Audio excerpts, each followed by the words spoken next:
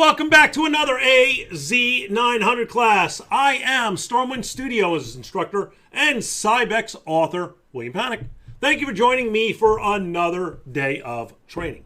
All right, so let's jump on over and start talking about the benefits of using the cloud. Now, listen, I said this on Monday. This is, luckily, one of the easiest exams that Microsoft puts out. It's a fundamentals exam. The great thing about fundamentals exams is they're not going to ask you how to do anything on the exam. You're not going to have to perform any task. You're not going to do anything. The entire exam is going to be an A, B, C, D, or drag and drop, and it's going to be terminology. It's going to be just knowing the basics of how Azure works. All right? So these terms and technologies are extremely important because they're not going to, like if we talk about elasticity, which I'll explain what that is in 1 second, they're not going to ask you on the exam how to set up elasticity in Azure. That is going to be asked on different exams, like the Azure Administrator exam. This is the fundamentals. Now, because of that, there's good news and bad news. Actually, I think it's good news and good news. I really don't consider it to be bad. All right. AZ900, one, you don't have to recert. All right, so that's an important one. Also, this could be the negative, but I don't think it is. You get no help on the exam. Now, you might be asking what I'm talking about. How do you get help on an exam? Okay, well, if you don't know this, Microsoft 3 months ago introduced a brand new thing during the exam. It's called Microsoft Learn. It's actually on the test. It's right on your screen. When you click it, you get to go out on the internet. Microsoft allows you to search stuff now on the exam, during the actual exam. Now, you can search as much as you want. Your clock does not stop. The timer keeps going. You don't get any extra time. And if you run out of time because you're researching, you run out of time. This is, I joke around and call it a phone a friend. But Microsoft has given you a lifeline so that when you take your exams, you can look stuff up. All right, you ready? You do not get that on this test. They do not give you any help on a fundamentals exam because they're not going to ask you anything in detail. They just want to make sure you know the fundamentals, and they don't want you looking that up. So on this exam, it's going to be about 3 hours long. You're going to get about 50 questions, and it's all going to be mostly on terms and technology, like understanding what a domain controller does, what DNS does, what scalability does, okay, what disaster recovery in Azure does. They just want you to know that you know this stuff. Now, the reason I'm saying that before we get into this is because I don't want you to be nervous if there's terms and technologies here that we're going to explain that you've never heard and that you're afraid about learning them all. There's going to be a lot of stuff. Relax. I'm going to give you a study guide next week that's going to get you ready for the exam, and this is not a hard exam. I have not had a single student yet fail this test, even once. It's not that difficult. But I'm just stressing this because a lot of times in classes when you get to sections where it's just terms and technology, you kind of listen, but it's not the most important thing you're picking up. Unfortunately, on this exam, the entire exam is terms and technology. So you got to make sure you pay attention to the terms because you're going to be asked these, okay? And I have a bunch of questions in the slides that come directly from the exam. I'm going to show you real questions so that you can see how it's going to work, okay? So I just want you to, before we get into the Azure terms, to just relax, sit back. You have nothing to worry about. You're all going to knock this exam right out of the park, okay? So let's start going through some of these terms. All right. So some of the terms and benefits that you get when you decide that you want to go to Azure. First off, high availability. All right, high availability basically means that you're not going to have a lot of downtime due to equipment failure. because equipment failure is no longer your responsibility. But other than that, that's where it ends. Let me say that again. Microsoft is responsible for the equipment. Once they give you the actual piece of equipment, once they set it up for you, everything else is on you.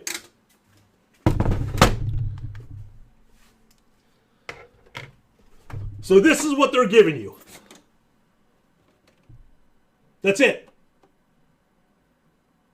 Now the reason I'm pushing this so hard is because you got to understand, the only thing Azure does is gives you this piece of equipment.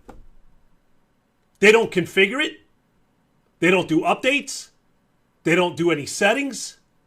They give you the box. And they'll build the VM for you. You don't have to worry about building the VM. You just tell them what you want on the box and they build it. But as soon as they put those VMs on, everything else that you normally do, you have to do. There's no difference.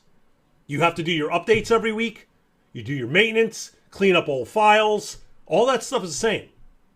But if in that time that you're using Azure, this machine starts to smoke, Microsoft will replace this machine.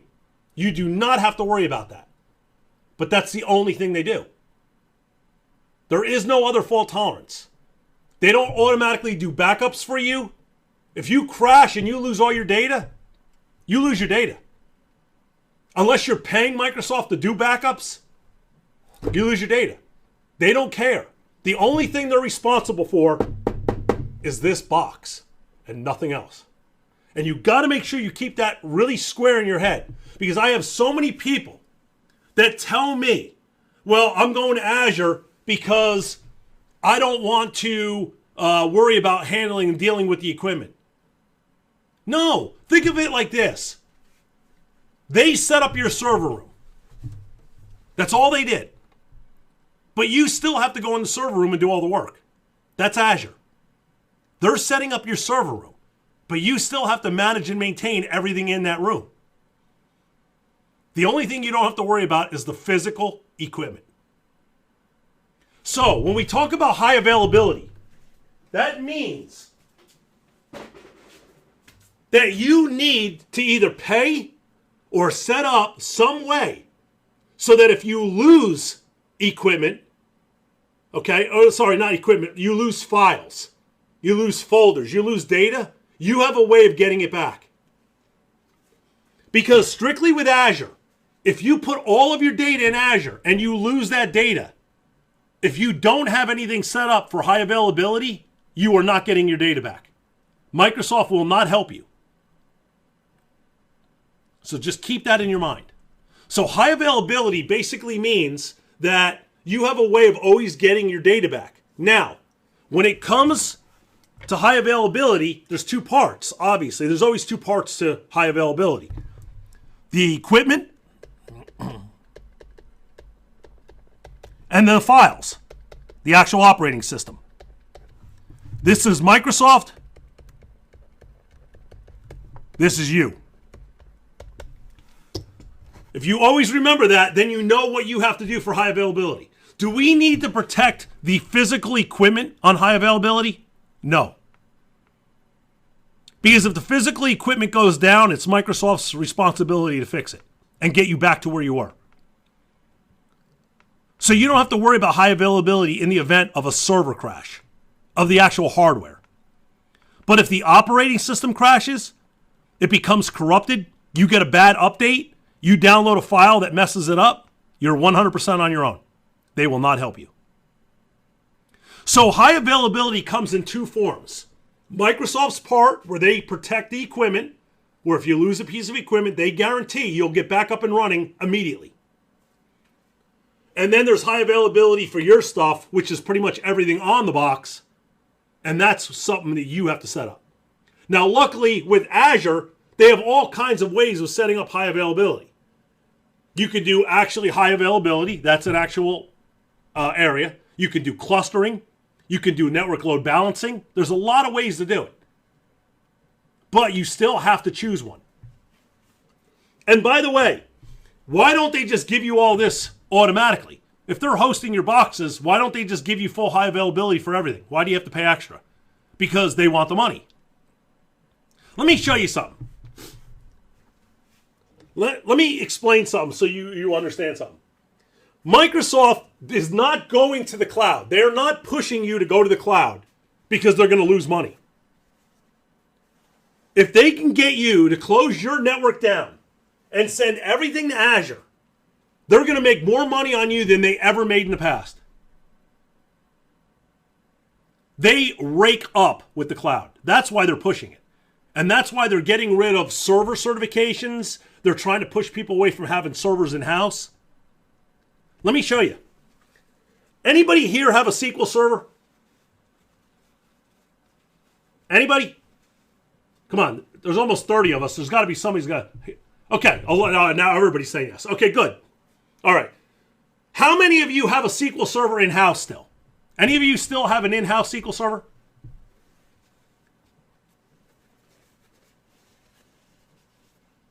Okay, so most of you are saying yes. Okay, good. All right, good. Let me tell you why that's a good reason. Let's just say that we have a SQL setup. Let me put you back on the whiteboard before I show you this. Let me set it up, because I think you're really going to find this funny. Let's say that we decide that we're going to set up SQL in Azure, and we're going to set it up the same way we have it at work. At work, we have, let's just say 3 servers. I won't even make it a big cluster. We'll just say 3 servers in the cluster. And so we need to set up a 3 cluster server in Azure. Now, we already paid for the boxes. We already set up SQL. So we don't have to pay anything now. We already have it set up. But we're still thinking, you know what? It's going to be better if we let Azure host it. How much could it actually be? Well, I'm going to show you. How many of you think it would be over $1,000 a month? Probably everybody. How about $5,000 a month? How about $10,000 a month? Wait, we're not done. How about $20,000 a month? No? How about $30,000 a month? A month. How about $45,000 a month? That's what you're going to pay. A month. It's not a year. A month. Yeah, well, listen, those specs aren't even that high. Come on. Why am I locked up? Come on. Come on. Bring me back. Okay. Let's go back out to Google here. Now, Michael brings up a point. It depends on the specs. Yes, it depends on the specs. You're absolutely right. But even on the lowest end specs, it's going to cost you a pretty good penny. Now, this is going to be on the exam, and I was going to show it later, but I'll just talk a little about it now. There is a component out on the internet that you can use called the Azure Calculator. And what it allows you to do is it allows you to spec out what you want them to set up for you, and then based off of what you set up, it'll tell you how much it's going to run you.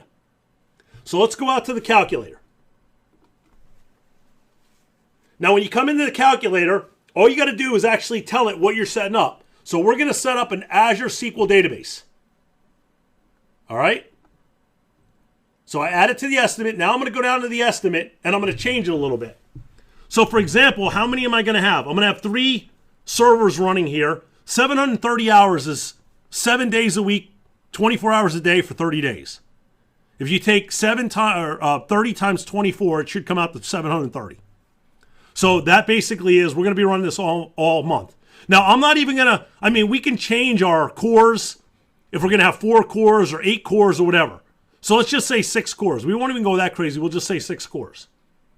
Then I can go through and just check anything else. Redundancy, I can set all my stuff up. But let's just look at it with just 3 boxes with 6 cores. What's the basic price? Nothing else. So you're looking at $3,000 a month just for part of it. Hold on, you got to go down to the very bottom. So here it's $3,328. It's actually a lot cheaper than I thought. It's actually not bad. All right, so let's jack it up a little bit. Can we help you? No, I just want to show this. Thank you. All right, So, hardware type, I mean, if we went through and actually set all these, how many databases? Well, we're going to have Elastic. All right, that's going to be the next term, so let's talk about it. Let me show you on the board.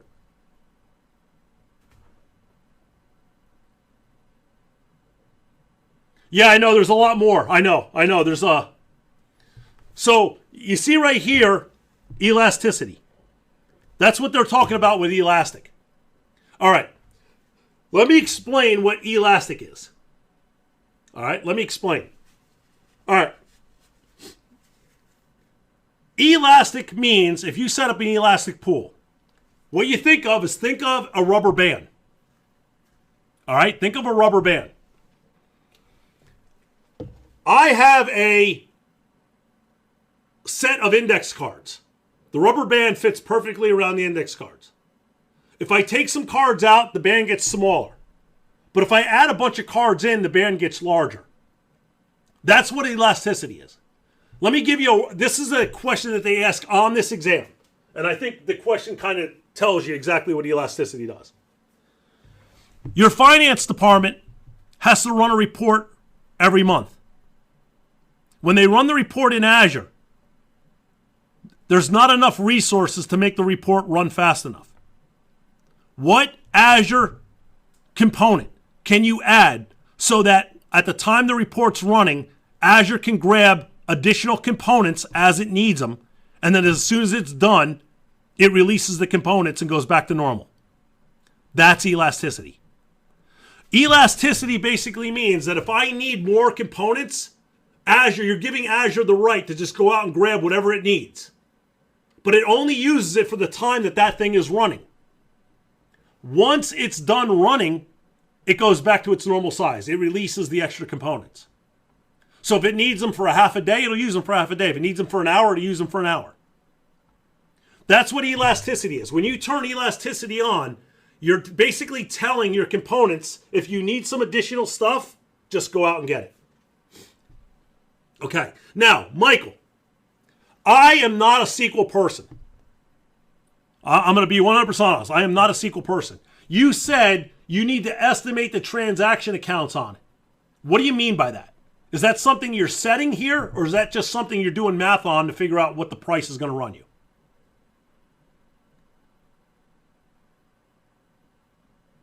I'm just trying to get a little clarification on what you were saying, because I've never estimated a transaction account, so I'm just not sure what you're saying when you say that. So if you want to follow up, you can. I'm just asking, is there something you want me to change here on the screen? Is it a setting that you change on the screen? So is it something I should change here? If you scroll down, there might be options on the calculator. If I scroll down, that's the retention, support. Yeah, I'm not sure what you guys are saying. Listen, I'm not a SQL expert, so if there's something you want me to change, just ask. Okay? Okay, traffic to the box. Okay, well, all right. You know what? I will tell you one thing, because there is one thing I do know about SQL that I just recently learned about a year and a half ago. I didn't know this, but this is leading into what Michael says. And any of you that are going to do this in Azure, just keep this in the back of your mind, because I did not know this until I heard about it. Let's say, for example, that I have my network. It can be the cloud or it can be on-site. It doesn't really matter, okay? Because the license works the same way. I have a SQL server. That SQL server is attached to my firewall, and there's an account software on here. Maybe I have a box out here. People hit this box here, and then this box is the only one that actually talks to SQL. It's the one that goes and gets anything that you're looking for. So it's the front-end SQL box, all right? It only uses a single account. What I didn't know is that you can't just buy a single license, even though it's only using one account. If 1 million people are going to hit that SQL box, you have to have a license that covers 1 million people. Now, obviously, it's a site license. It's not 1 million. But I didn't know that. I always thought with SQL, because it's only using a single account to access SQL, that's all you need your license for. That's not the way it works. And I didn't realize that until only a couple years ago. So just give you a heads up. Since we're talking about it, I just want to give you a heads up. That falls back into what Michael was saying, because you do have to account for how many people are going to hit that box and what they're going to do on it. Now, listen, here's the calculator. It's showing now for this setup, we're at $2,900.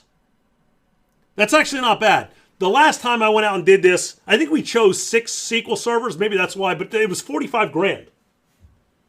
So, I mean, if I go back up and change it to 6. Oh, wait, it's still only showing 1. Why did it switch it? Oh, no. We wanted 3. Why did it switch it? So it is more than 2. I thought that. Okay, so now we're at 9 grand. Okay, that's a little bit more reasonable. I thought it was going to be a little bit higher now. All right, so now we're at 9 grand. Now remember, though, that's per month. All right? You're looking at $100,000 to have this SQL in Azure. So, here's something that you always have to make sure you do.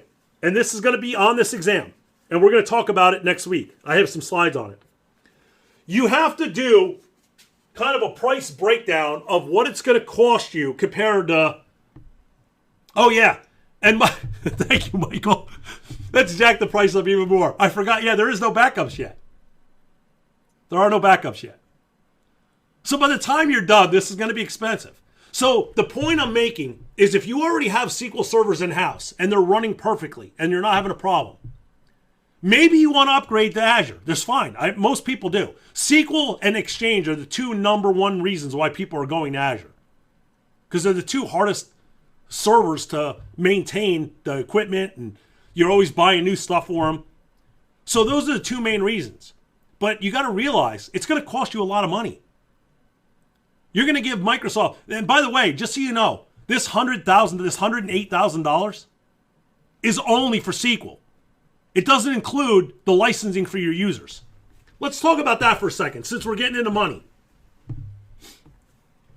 Yeah, you can put the backups in the calculator. Yes, you can put everything in the calculator. Absolutely.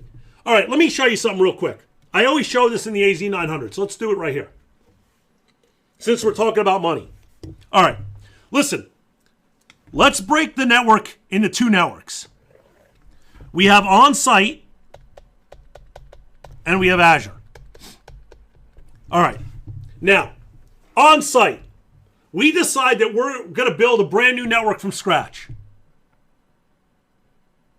Now, I'm not going to include the cabling and the routers and the switches because you still need to have those even if you're going to Azure. If you have a building that people are going to, you still have to have a basic network so people can get to the internet and get to Azure. So that's not going to change. So I'm not going to add in those costs because it's going to be the same on either one.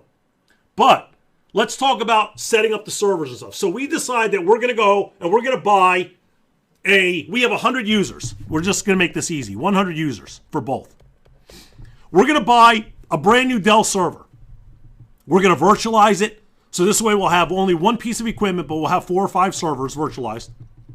We're going to buy a Dell server. We can get a decent Dell server that has backup capabilities, fault tolerance. I mean, not backup because a server can't back itself up, but RAID, onboard RAID for about $40,000. So that's for your server. All right. If you're going to get a copy of Windows Server 2022 that can handle at least 16 cores, so you can have plenty of Hyper-V and everything else, you're going to be looking at least 15 grand. So that's for the OS. All right. Now remember, this is a brand new network. So we're going to have to give everybody a copy of Office. We go out on site. We find a place where we can get our Office licenses for $250 a pop. I haven't bought an Office license lately. Anybody know the current cost of an Office license? If you actually buy the product, not if you get it from online.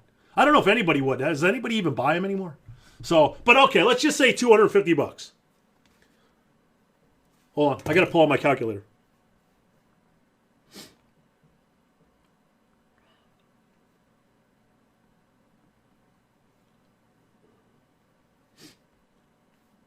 Sorry, hold on, I'm just pulling up my calculator here real quick. Okay, so we got 100 users times $250. So it's going to run us $25,000 so that we can have Office. All right? Let's say we're even going to put Exchange on this box. Okay? So we're going to put Exchange on this box. Exchange is going to run us probably 10 grand for Exchange. All right. Now remember, this box is going to be virtualized, so you're going to have a lot of servers running, so you can put different things on different servers. All right. And you know what? Just to be safe, because I want to be fair, just to be safe, we're going to add an additional $50,000 just for extras. Some additional software, whatever. So we got 90, 100, 125, 30, 140. So we have $140,000 to set up a network for 100 people, brand new. Okay? Everybody good with that? All right. Now, let me ask you this question. I'm going to clear out the chat. Okay. Let me ask you this question. How many of you are still using 2012 servers or earlier? 2008 R2, 2012 R2. How many of you are still using at least 2012 servers?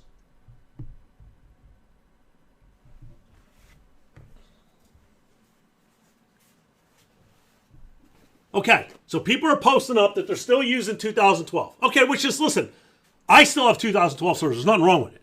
I'm just asking. All right, so if you have a 2012 server, we're in 2024. You've gotten 12 years out of that box. All right, let's look at Azure. All right, let's look at Azure. Trying to remove them still. Yeah, you know, Mike, that's one of the hardest things. To get rid of old equipment, it is difficult. You wouldn't think it's that tough because once you get new equipment, you can start filtering out that old stuff. But there's always things on servers that just make it a little bit more difficult. You know, I agree. So it does take some time. All right, but you got 12 years. I mean, that's a good deal. You got 12 years out of your software. All right, let's look at Azure. Now, I'm just going to go with a basic Azure subscription. I know you can get them for less, but you also pay more. So I'm just going to go with the basic. A basic Azure subscription is $24.99 per user per month. And that gives them Office 365, Azure, all the normal stuff that you get. So we got to times that. Most of this is going to be calculator. We got to times $24.99 by 100 people. That comes out to $2,499 per month.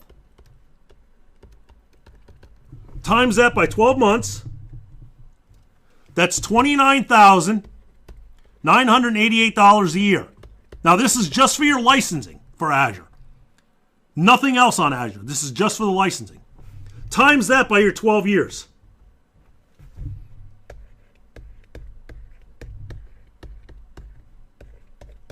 You paid 3 times the amount of money.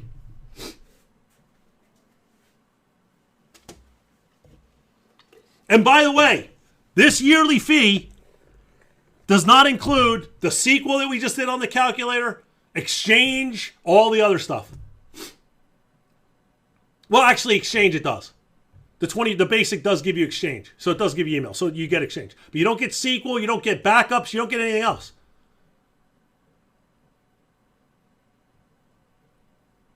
Okay, so Curtis says, okay, but with on-site, you have to calculate hardware failure. All right, let's say 3 years in, this server crashes, and we buy another one for 40 grand. So now we're at 180. You're still only halfway to the 360,000. Listen, I'm not saying that Azure's bad. It's not. No, remember, well, Michael, you need to have power either way. Because if you have a building and your users are going to, even if you're putting everything in Azure, you still have to have a basic network so that they can get to the internet and get to Azure. So just because you're going to Azure doesn't mean you're not going to have a network in-house. So the point I'm trying to make is, listen, Azure is an excellent option. Even though I'm showing you this, it's an excellent option. But the point I'm trying to make, in today's day and age, the cloud is a buzzword. And you know what's amazing? There's no such thing as the cloud. There's no such thing as the cloud. The cloud just means you're sticking your stuff on somebody else's network. There is no such thing as a cloud. It's not like you're magically putting it up in the air. You're just storing your stuff on somebody else's network. So it's a good option. But because the cloud is such a buzzword, everybody just wants to jump into it without sitting down and figuring out, is it the best for us? Here at Stormwinds, we use Azure. But we don't use everything in Azure. We use an on-site network, and then we use Azure to help us out with Exchange, Office, a lot of software deployment. But we still keep a good majority of stuff in-house. And that way we balance the cost. So the point that I'm getting to is before you decide, and your company just says, we need to get into the cloud, like Michael said earlier, you got to sit down and you got to take a piece of paper and figure all this out. If we're going to be using SQL at $10,000 a month, and we got to pay $2,400 a month just for our licensing, not including everything else we're getting in Azure, you're going to end up probably paying about $30,000 a month to Microsoft. Now, if it's worth it for your company, that's a great investment. But if you're doing it just because of the buzzword of the cloud, it's not a great investment. And that's where we come into play. As IT managers and directors, it's our job to try to help steer the company in the right direction. And it could be Azure. Maybe it's AWS, but maybe it's neither. And that's what you got to figure out. Okay?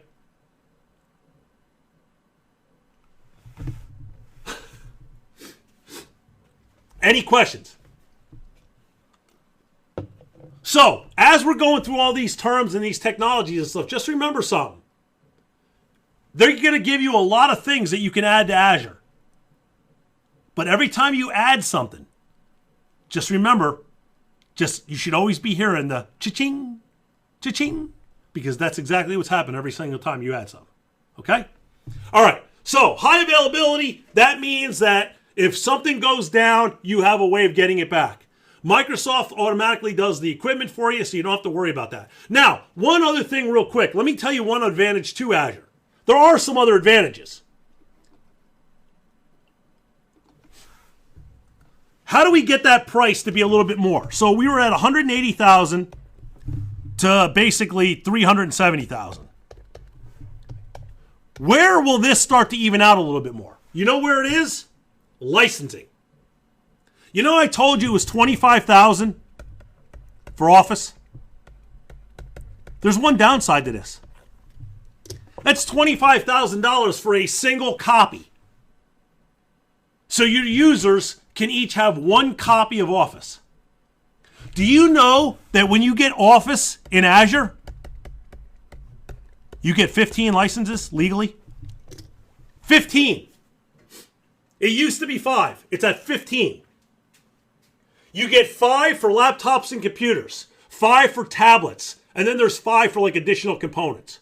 You can't use all 15 on computers. You only get 5 to use on computers. But you get 15 licenses. Now just look at the 5 for computers. If every single one of your users used all 5 of those licenses, you got to jack this price up to $125,000, because that's what 5 licenses at $25,000 would cost you. Now you're getting a lot closer to that $370,000. Plus, with Azure, when new software comes out, you get to use it immediately. You don't have to wait. You automatically get the upgrade. So there are a lot of advantages. But the thing is, you just got to make sure the advantages are right for your company. I'll give you an example. At my last company, you know that automatic upgrade of software? We would have never taken advantage of that.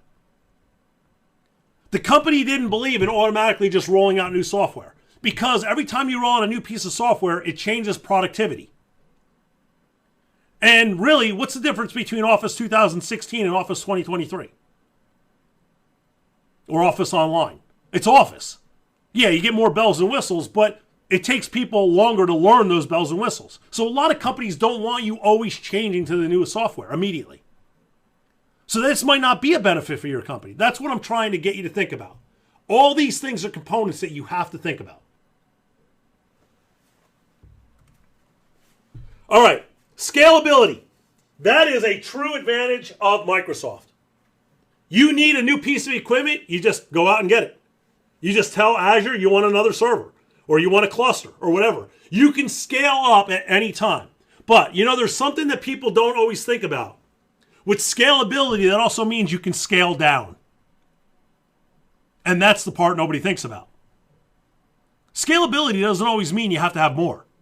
Maybe it means you need to have less. You know, I always talk about Azure and Microsoft as a used car salesman. Think about this. We all need a brand new car. All we need is a car that gets us from point A to point B. We just need a new car so I can go from my house to work. That's the only reason I want the thing. So I go to a car dealership and I'm just going to get a basic car. Azure subscription. I just need to get from point A to point B. Yeah, but you know, wouldn't it be getting there so much easier if you had cruise control? Yeah, that might be nice. And wouldn't it be better if you had an XM radio? Well, you know, that would kind of be nice. And it would be nice to have the sun coming in on a sunroof. And before you notice it, you walk off the car lot instead of with a $15,000 car, with a $40,000 car. And we've all done that. I have too. Last time I bought my truck, I literally just wanted a basic truck with nothing on it. And I got a $45,000 truck. Because you get sucked into all of it. Wow, this is great. I can have this in the truck. You know how many of those things I use actually in my truck? None. Besides the XM radio, none. Nothing.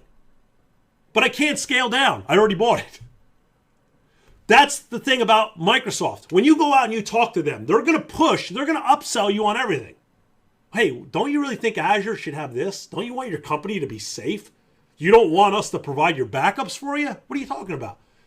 And before you know it, that little $4,000 bill you were going to pay every month is now $40,000 a month. And a lot of the stuff you're not even using. Scale back. After you use Azure for a certain amount of time, if you're not using components, get rid of them.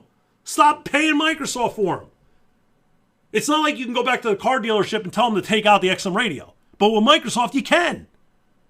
All right, you know what? I really don't use XM. Take the damn thing out. Give me my money back. Stop charging me. Scale down. You got to keep an eye on Azure. Once you set up Azure and it's running, you're not done. You need to constantly keep an eye on it to see, do I need to scale this back? Or scale it up. Elasticity, you already know what that is. Cloud agility. Cloud agility is the ability to rapidly change your whole IT infrastructure in order to adapt to new and improved, evolving needs for your business. Cloud agility basically means if you need something that makes your business run better, Azure can help you get it. Fault tolerance. Fault tolerance is in the event if you lose a single hardware component. Then that is automatically built in. If you lose a hard drive or you lose a server, Microsoft automatically fixes it. That's built in. Now, that doesn't include things like software. You can also set up RAID for like file servers and software. If you lose something on that, Microsoft will replace the hardware, but you may need to regenerate all of your data. Remember something. If you're using, it's called RAID. Redundant Array of Independent Disks. It used to stand for, believe it or not, RAID used to stand for a Redundant Array of Inexpensive Disks. But I don't know if somebody got offended by the word inexpensive because about 10 years ago they changed the term. It went from redundant array of inexpensive disks to redundant array of independent disks. But basically what it means is you put multiple hard drives in to back each other up. And if I lose a single drive and Microsoft puts in a new one, the data can automatically be regenerated and you'll get all your stuff back. There's two versions of RAID. Hardware, which is the best way, and software, which is horrible. But it works for you. On hardware-based RAID, if you lose a hard drive and Microsoft puts in a new hard drive, it automatically regenerates the data. You don't have to do a single thing. It's physically built into the hardware and the hardware will automatically regenerate. But if you're using software-based RAID, after Microsoft replaces the drive, you have to go into computer management on that server and regenerate your data. So it depends on how you have it set up. But Microsoft automatically gives you hardware RAID. That's built into your subscription. If you lose a hard drive, they'll replace it for you. But that's what RAID is. Now, one thing you got to realize with RAID. RAID only works if you lose a single drive. If you lose 2 drives, you have to get everything from a backup. It can't regenerate if you lose 2. So, fault tolerance is also involved in the cloud. And then finally, disaster recovery. Now, there is a major difference between fault tolerance and disaster recovery, even though they're both ways of getting your data back. Fault tolerance is in the event of a single crash. Disaster recovery is in the event where you lose the building. You have a fire, a flood, the building collapses, I don't know. You lose the entire building. You need to have a complete backup of everything off-site so that you can get your network back up and running. Now, how does Azure deal with this? Believe it or not, this is what Azure does. Here is your Azure Center. Okay, so this is the Azure data center. Microsoft, for every one of their data centers, has a second data center that matches up to it automatically. Believe it or not, these 2 data centers replicate and stay up to it with each other immediately. If this whole data center goes down, the other one automatically kicks off.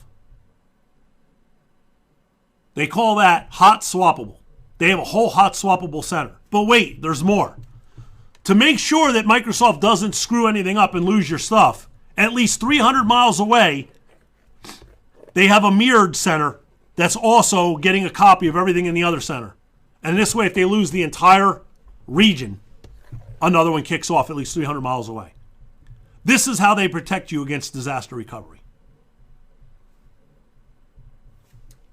It's pretty intense.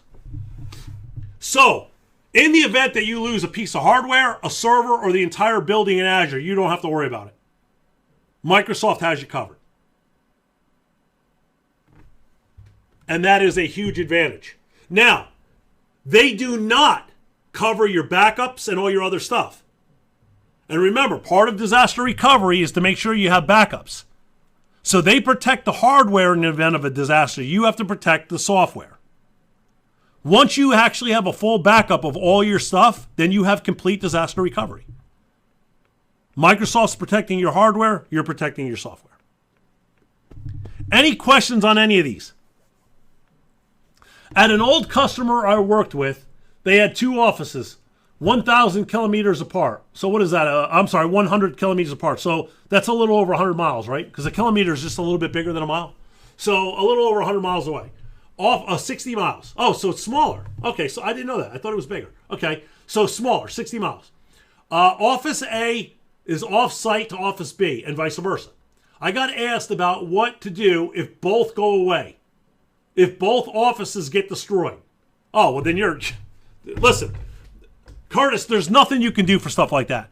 You can plan it out, but it's 60 miles away. If both buildings get knocked out at the same time, that's a major disaster. I don't think you're really going to have to worry about computer stuff too much. So I don't know if I would, if you have a remote location 100 miles away and you have those sites backed up with each other, that's good enough. Listen, you could set it up 1,000 miles away and they both can still go down at the same time. There's no way to stop that. So I wouldn't do anything more. If you're 60 miles away, you're in good shape. I wouldn't worry about it. I don't think you have to do anything else. Okay? So that's my opinion. Anybody else can chime in if they want. But at 60 miles away, nah. If both centers go down, unless I'm doing it, it's rare. It's rare. Okay? So I wouldn't even worry about that. If anybody asks you about that problem, say, listen, the same problem could happen if they're 100 miles away, 200 miles away, 500 miles away. The same problem can happen. So the only thing I can recommend is just make sure you have good backups. That is the best protection. Making sure the backups, here's the thing. We use Azure. Do you know I don't use Azure backups?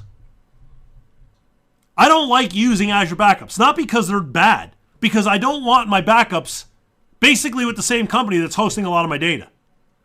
I use a company called Unitrends. Now, Unitrends has a cloud backup that is nowhere near a Microsoft location. So what I do is I back all my stuff up to Unitrends, and now I have Microsoft and all of their stuff, and I also have a backup that's completely outside of Microsoft's network. So in the event that something major happens to Microsoft, I still have all my data. But other than that, Curtis, there's no way to protect it. Because it can happen if it's 1,000 miles apart. Okay? Any other questions?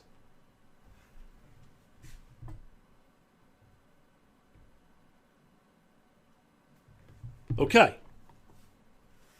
I use Unitrends as well, but with the on-site appliance. Yeah, that was me too, Jamie.